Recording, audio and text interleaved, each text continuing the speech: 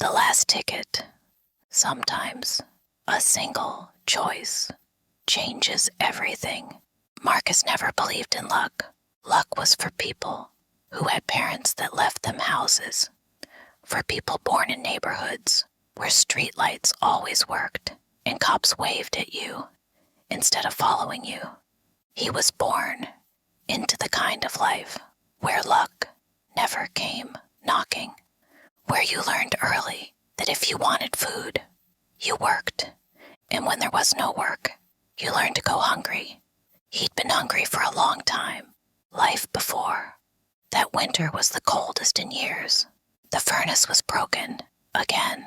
Frost crawled up the windows like ghostly fingers, pressing in, searching for cracks to slip through. The kitchen table was a graveyard of overdue bills. Rent, water, electric, all of them marked in red. The fridge, half a loaf of bread. A carton of milk, he wasn't sure, was still good. Marcus worked nights unloading trucks, days fixing cars for neighbors who sometimes paid him in crumpled cash, or sometimes in "I'll get you next time, brother." But next time never came. He'd been sleeping on the couch because his bed felt heavier now, like it carried the weight of every decision he'd never made. The ticket, that Tuesday afternoon, after getting stiffed for yet another repair job, he walked past the corner store. The neon lottery sign blinked in the window. It read $312 million. He laughed to himself. That wasn't for people like him. That was for the rich to get richer, or for people who'd spend their whole lives chasing something they'd never catch. But his boots stopped moving, and he realized he still had a $5 bill in his pocket. The last one. He could buy bread, or he could buy a chance. So he stepped inside. The clerk knew him. They exchanged that half-smile strangers share when they've seen each other 100 times, but never spoken.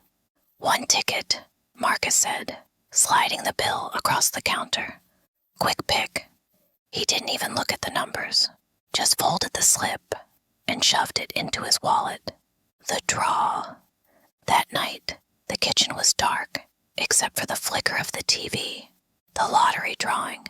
Marcus almost didn't watch. He'd been told his whole life not to expect anything.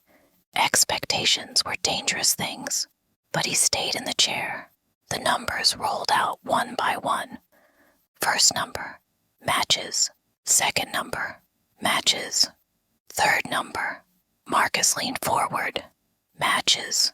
His heart began to pound. Fourth number, matches. Fifth, matches. And then, the Powerball. The room fell silent, not just in sound, in time. The realization. Marcus stared at the ticket in his hand like it was a living thing. He checked once, twice, 3 times. He wasn't breathing, not because he forgot how, but because something deep inside told him, don't move, don't wake up from this. That tiny piece of paper was freedom, what it means. He imagined calling his mother. "Ma, your house is yours. No bank can take it again."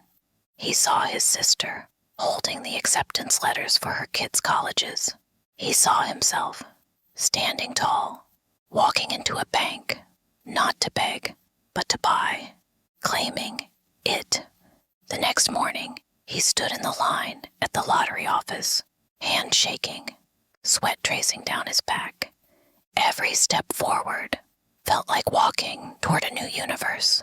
When the clerk slid the check toward him, it was just paper, but in his hands, it was an ending and a beginning. The truth. They say winning the lottery changes you, but here's the truth. It doesn't change who you are. It just makes you more of what you've always been. If you've been broken, money won't fix you. If you've been ready, money will set you free. And for Marcus, it was never about the money. It was about the choice to live without fear. The choice to never hear the word no again. The choice to open doors that had been slammed shut his whole life. The walk into sunlight. Marcus stepped outside into the sunlight.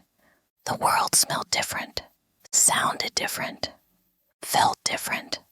He could breathe, not just air, but possibility. And all it took was the last $5 in his pocket and a ticket that changed everything.